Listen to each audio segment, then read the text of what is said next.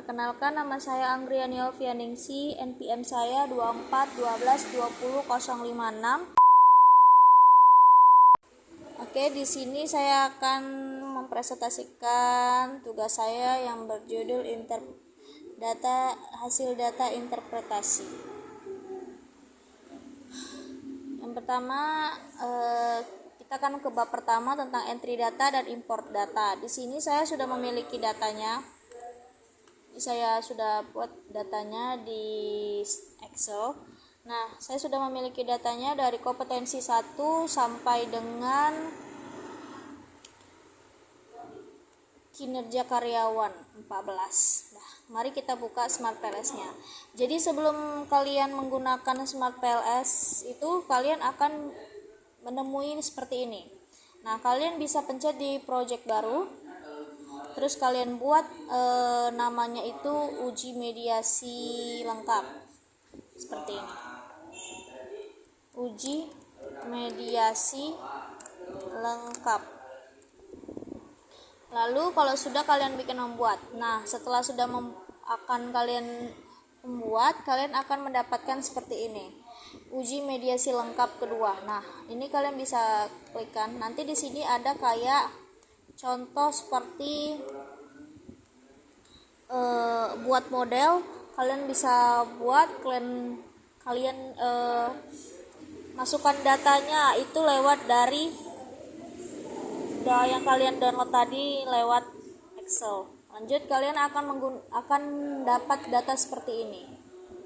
Indikatornya. Nah, ini adalah indikator dari data statistika CSV. Nah, di sini tipenya saya buat math itu matrix ya guys. Pokoknya semua itu adalah matrix. Lanjut, kita akan kembali. Di sini setelah sudah dapat uji semua matrix, kalian akan mendapatkan data statis CSV. Lanjut, kita akan scroll ke ini. Uji mediasi, akan mengklik uji mediasi. Nah, kalian akan mendapatkan data seperti ini. Nah, karena ini mohon maaf, saya sudah membuat datanya lebih awal sebelum memvideokannya. Jadi di sini sudah saya buat hasil-hasilnya ya. Nah, ini ada beberapa dari komponen mediasi yang sudah saya hapus karena seperti ini. Nih, hipotesis, direct effect, pengaruh langsung, udah ini sudah. Nah, saya lanjut ke mana? Evaluasi model pengukuran elektrik. Outer loading dikurang dari 0,70 itu harus dibuang. Nah, ini kenapa saya sudah membuang ini, karena komponennya sudah saya buang karena melebihi kurang dari 0,70. Gimana cara melihatnya? Kalian bisa klik di menghitung algoritma PLS. Lanjut, kalian akan ke jalur standarisasi standar, lanjut ke buka laporan. Buka laporan. Nah, di sini sudah. Nah, semua dari rata-rata di sini itu adalah 0,70, tidak ada di bawah 0,70. Berarti kalau di bawah 0,70 kayak 0,6, 0,5, 0,4 dan 0,3 itu wajib dibuang. Tetapi kalau di atas 0,70 itu sudah aman ya guys. Jadi seperti ini. 0,819 ini itu aman karena di atas 0,70. Oke, lanjut kita ke materi selanjutnya. Evaluasi model pengukuran. Model pengukuran dalam penelitian ini terdiri dari model pengukuran reflektif, di mana variabel kompetensi, motivasi kerja, disiplin kerja, dan kinerja karyawan diukur secara reflektif. Dalam Hare et al. 2021, evaluasi model pengukuran reflektif terdiri dari loading factor harus di lebih besar 0,70, composite reliability lebih besar dari 0,70, Cronbach alpha, dan average variance atau AV di atas 0,70, serta evaluasi validitas diskriminan yaitu kriteria Fornell-Laker serta HTMT heteroid monotride ratio di bawah 0,90 cross loading. Nah, ini sudah saya ada tabelnya. Tabel overloading, composite reliability, dan AV. Kalian kalau mau lihat itu tabelnya ada di validitas reliabilitas ini. Inilah dia. Ini adalah semuanya. Kayak Cronbach Alpha ada di sini, terus heteroid, composite reliability, AV. Dari sini sudah ada. Oke. Di sini variabelnya tetap seperti indikat motivasi kerja. Item pengukurannya saya singkat jadi motif 2, motif 7, motif 9, sesuaikan dengan kompetensi yang sudah kalian buat yang di outerloading ya guys. Nah, indikatornya seperti ini. Semangat menyelesaikan pekerjaan tepat waktu, bersemangat meningkatkan prestasi kerja, bersedia bekerja lebih baik demi organisasi. Outerloadingnya di sini. Nih, sebelum kalian mendapatkan Cronbach Alpha-nya, kalian akan menemukan outerloading. Di sini pemuatan luar outerloading. Di sini sudah ada semua pemuatan outerloading, disiplin kerja, kinerja karyawan, kompetensi dan motivasi. Lanjut. Kita ke Cronbach Alpha seperti tadi.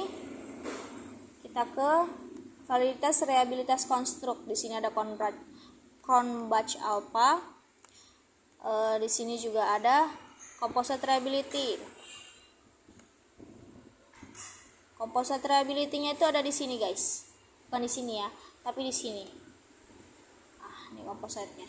Semua akar AV-nya itu ada di sini guys. Nah, di sini. Nah, kalian akan masukkan sesuai dengan itunya. Mari kita lanjut tentang ini. Variabel kinerja karyawan diukur oleh 4 item pengukuran valid dengan outerloading antara 0,778 dan 843, yang berarti bahwa keempat item pengukuran tersebut valid mencerminkan pengukuran kinerja karyawan.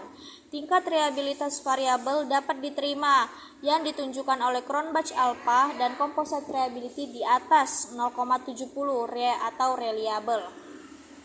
Tingkat validitas konvergen yang ditunjukkan oleh nilai AV 0,665 harus lebih besar ketimbang 0,50. Telah memenuhi syarat validitas konvergen yang baik. Secara keseluruhan, varian item pengukuran yang dikandung oleh variabel mencapai 66. Di antara keempat item tersebut, item pengukuran Kiner 5 dan Kiner 6 mempunyai outerloading tertinggi atau 0,843 dan 837, yang menunjukkan bahwa kedua item pengukuran tersebut yaitu memiliki produktivitas kerja yang tinggi dan menyelesaikan pekerjaan sesuai target telah berjalan sangat baik di perusahaan. Jadi yang dari tabel outerloading ini di sini yang paling besar ada di Kiner 5 dan Kiner 6. Nih. 843 dan 847 kalian bisa.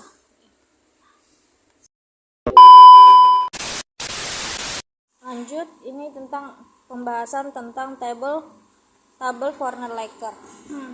Di sini tabel Warner-Lakernya ada 4 kompetensi. Yang pertama disiplin kerja, kinerja karyawan, kompetensi dan motivasi kerja. Nah, di situ kita bisa lihat tabel Warner-Laker ada di ada di validitas diskriminan. Kalian bisa klik.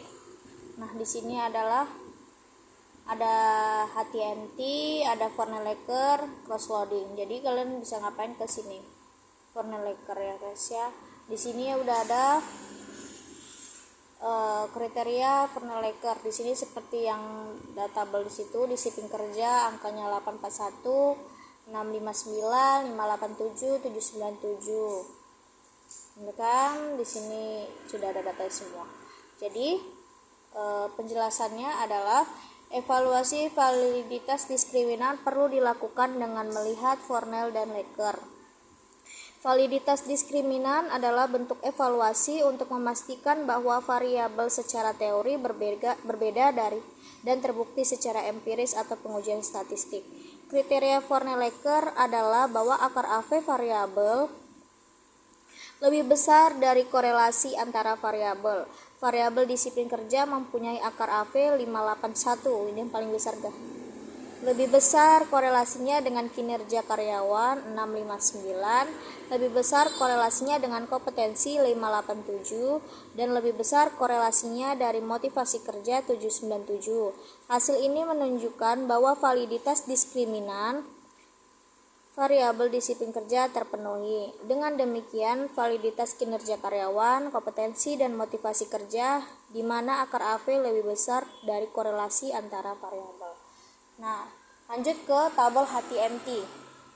Sama seperti tabel Fornelecker, di sini tabel HTMT ada paling atas, guys. Di sini. Rasio heteroid monotroid. Nah, kalian bisa klik. Nah, di sini. Seperti sama juga seperti tabel Fornelecker, di sini HTMT kalian bisa lihat disiplin kerja itu tidak ada ya, tidak ada datanya. Jadi kita lanjut ke kinerja karyawan, kompetensi, motivasi kerja. Penjelasannya adalah Hare et al. 2019 merekomendasikan HTMT karena ukuran validitas diskriminan ini dinilai lebih sensitif atau akurat dalam 0,90. Hasil pengujian menunjukkan HTMT di bawah 0,90 untuk pasangan variabel, maka validitas diskriminan tercapai. Variabel membagi variasi item pengukuran terhadap item yang mengukurnya lebih kuat dibandingkan membagi varians pada item lainnya. Kita lanjut ke cross loading. Di sini kalian bisa lihat di sini sudah saya ada biru-birukan. Nah, itu adalah data yang terbesar ya di bagian disiplin kerja. Oke, kita ke cross loading. Nah, ini dia. Adalah tetap sama ya. Pertama itu kita ke Fornelecker, yang kedua HTMT, yang ketiga adalah cross loading. Ini datanya semua sudah ada. Lanjut, penjelasannya adalah disiplin kerja 2 dan 6 harus berkorelasi lebih tinggi dengan motivasi itu sendiri. Disiplin kerja berkorelasi lebih tinggi dengan disiplin kerja atau 0,917 dan berkorelasi lebih rendah dengan variabel lainnya. Begitu juga dengan disiplin kerja 6 yang diukurnya dibandingkan berkorelasi lebih rendah dengan variabel. Jadi secara keseluruhan validitas diskriminan dengan cross loading terpenuhi. Begitu juga dengan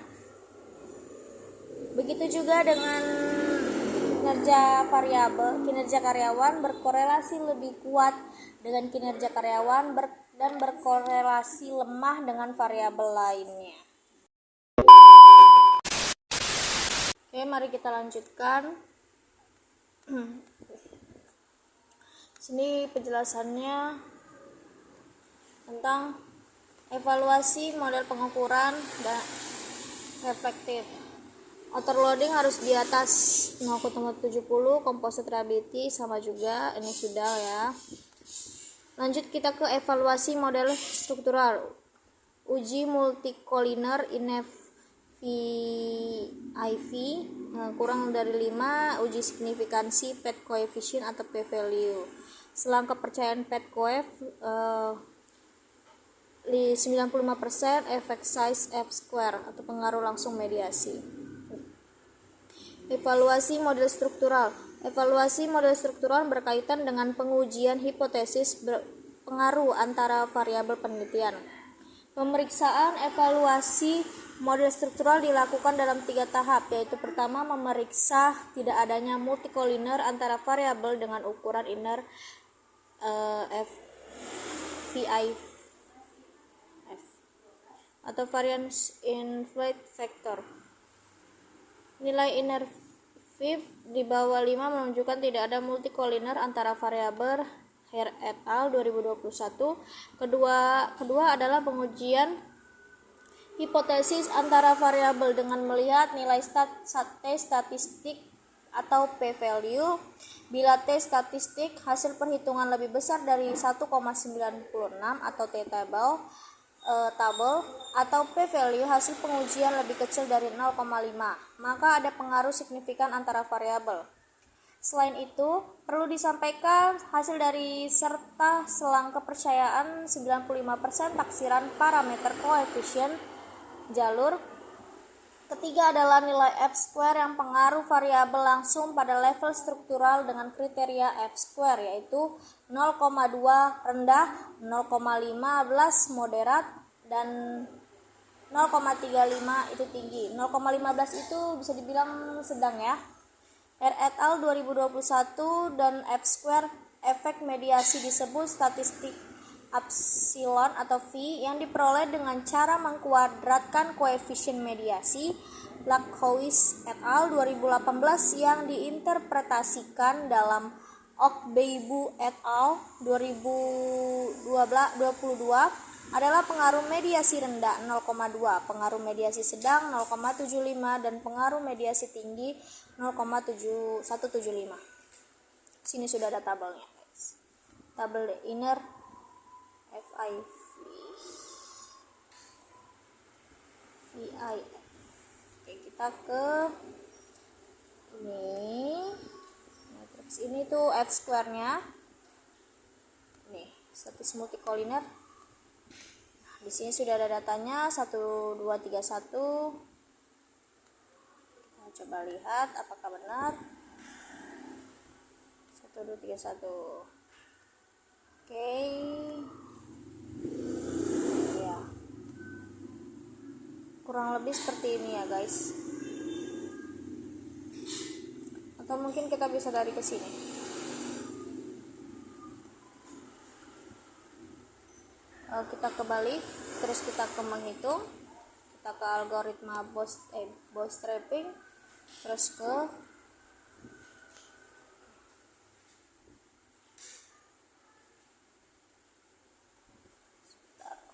oke. Lanjut kita ke scrolling ke atas.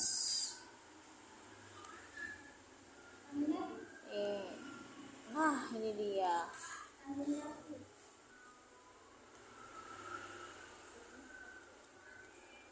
Sudah ada sebelum dilakukan pengujian hipotesis model struktural, maka perlu melihat ada tidaknya multicollinear antara variabel, yaitu dengan ukuran inner VIV. Hasil estimasi menunjukkan inner VIV sebentar, guys. Sebelum dilakukan pengujian hipotesis model struktural, maka perlu melihat ada tidaknya multicollinear antara variabel, yaitu dengan ukuran statistik inner VIF. Hasil estimasi menunjukkan nilai inner VIF kurang dari 5, maka tingkat multicollinear antara variabel rendah. Hal ini menguatkan hasil estimasi parameter dalam SMPLS bersifat robust atau tidak bias. Ini dia tabelnya. Kurang lebih seperti ini. Nah, nih. Ini kita bisa ke dari tadi ya. Kita ke ini bootstrapping. Bootstrapping, kita ke bootstrapping, terus kita ke ini.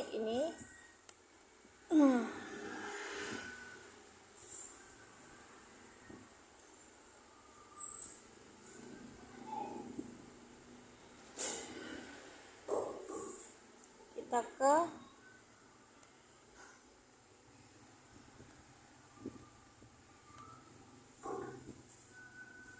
statistik. Ini dia. Ini kalau lengkapnya, dan ini bias. Nah, nih. Penjelasannya itu di sini tertera adalah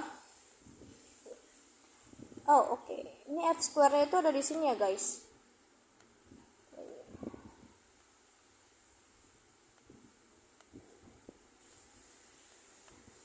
F square-nya itu ada di sini.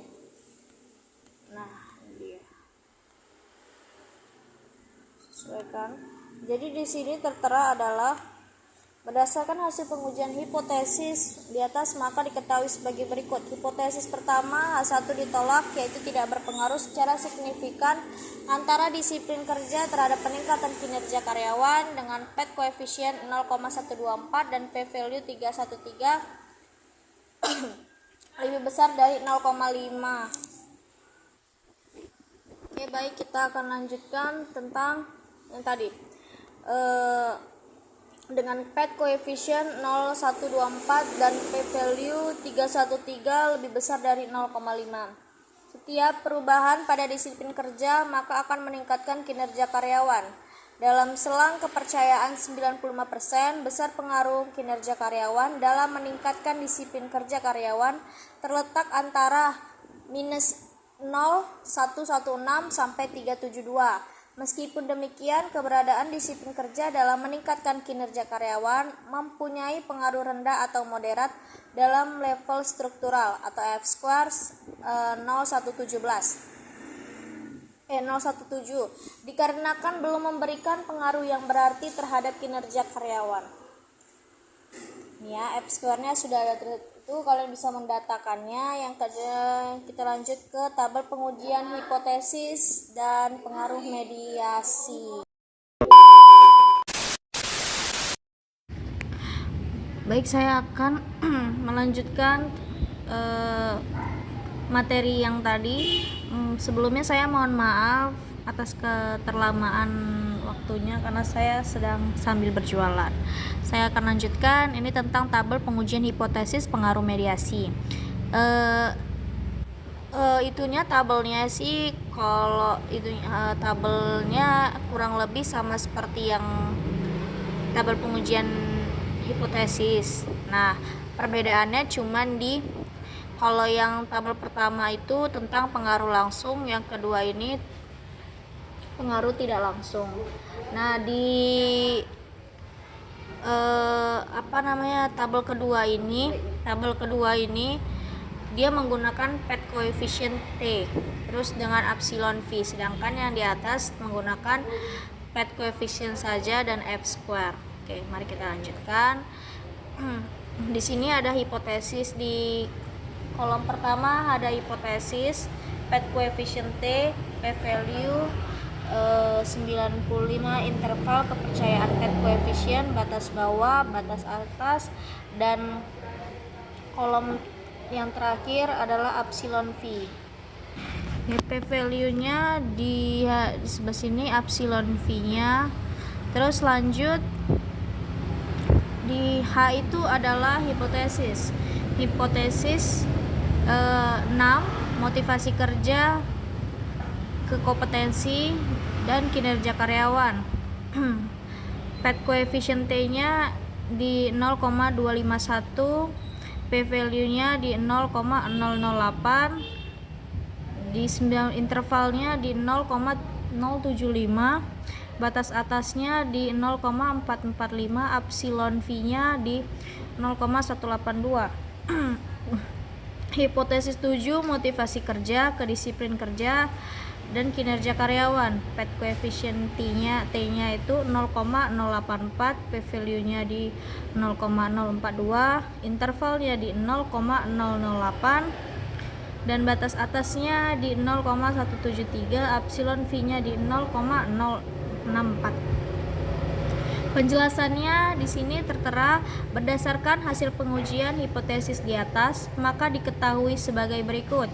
Yang pertama, hipotesis ke-6 atau H6 diterima, di mana motivasi signifikan berperan sebagai variabel mediasi, yaitu memediasi pengaruh tidak langsung motivasi kerja terhadap kompetensi, dengan PET coefficient mediasi di 0,251 dan p-value-nya di 0,008 lebih kecil dari 0,05.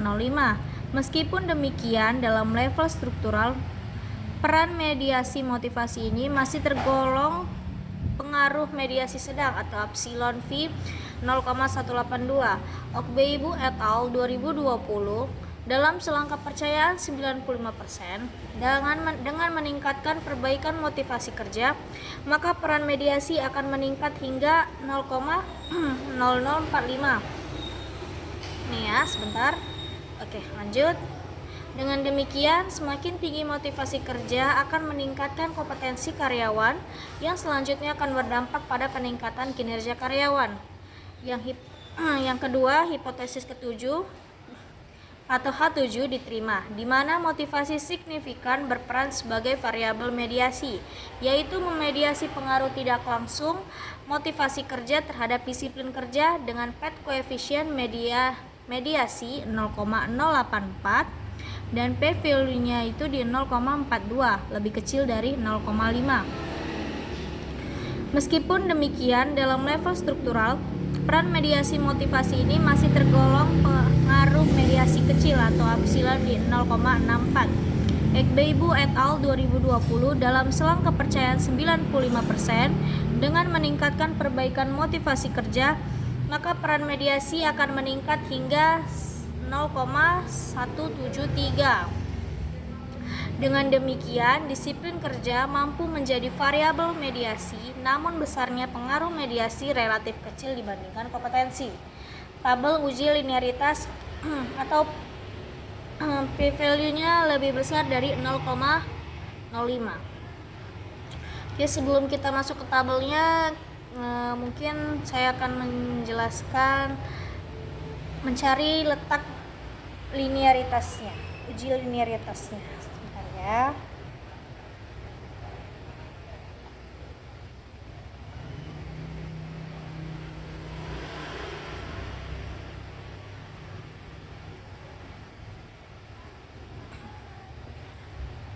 Baik, kita ke uji mediasi lengkap.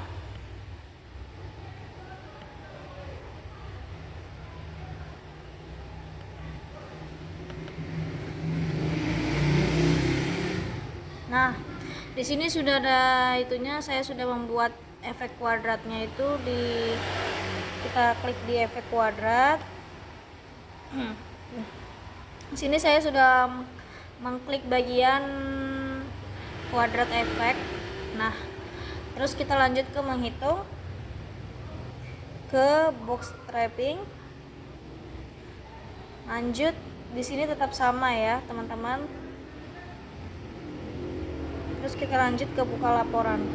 Ininya metode interval kepercayaannya itu di bootstrap yang dikoreksi dan dipercepat atau BCA ya guys. Ya teman-teman. Oke, tunggu sebentar.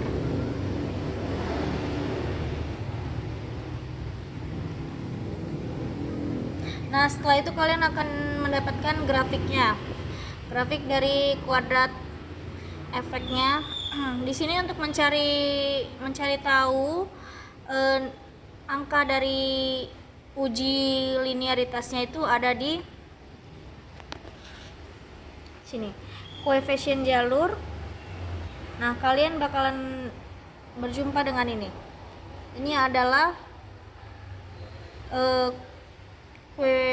koefisien efek, kuadrat efek. Di sini saya bakal ngambil ke bawah yang QM motivasi kerja ke kinerja, kompetensi ke ini dan ke atas. Sebenarnya setelah dari sini sebenarnya ada juga sih, kalian bisa lihat dari grafik. Di grafik ini tertera seperti ini. Sebentar ya teman-teman. Nah, di sini mungkin kita akan mulai ke tabelnya. Di efek itunya motivasi ke kinerja PET koefisiennya itu di 0,84. Nah, di sini tertera kan pas. Terus P value-nya di 353. Terus keterangannya itu linearitas terpenuhi. Lanjut.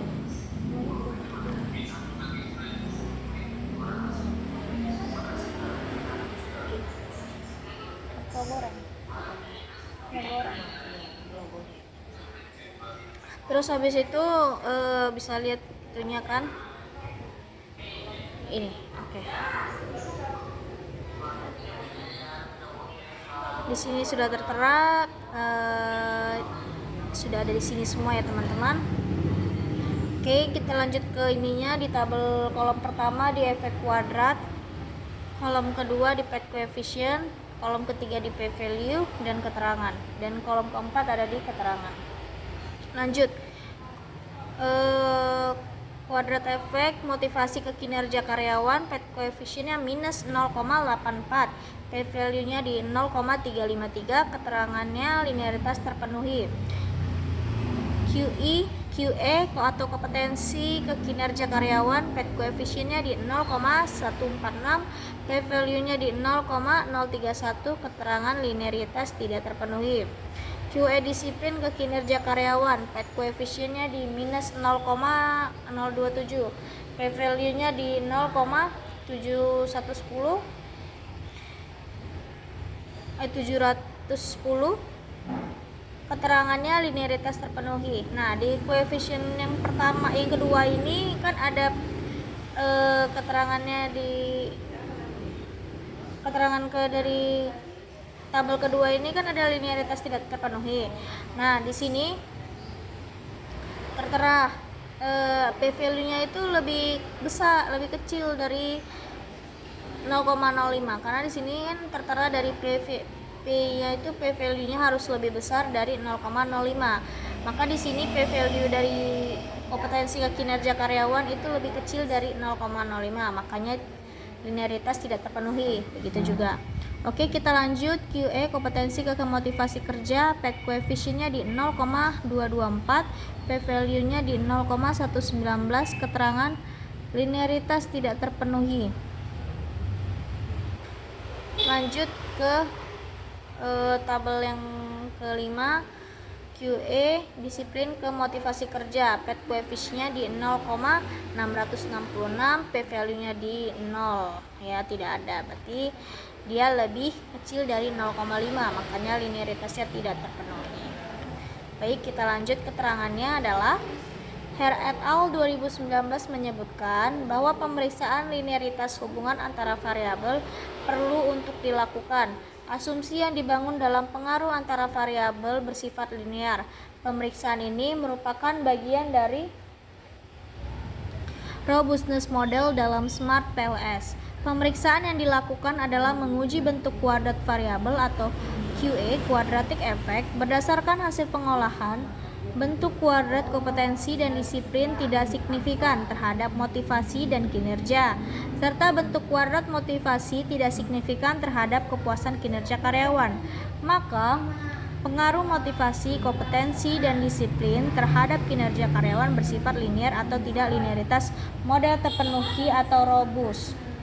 Baik, sekian hasil dari presentasi saya. Lebih dan kurang saya mohon maaf. Terima kasih banyak. Saya ucapkan billahi taufik wal hidayah. Assalamualaikum warahmatullahi wabarakatuh.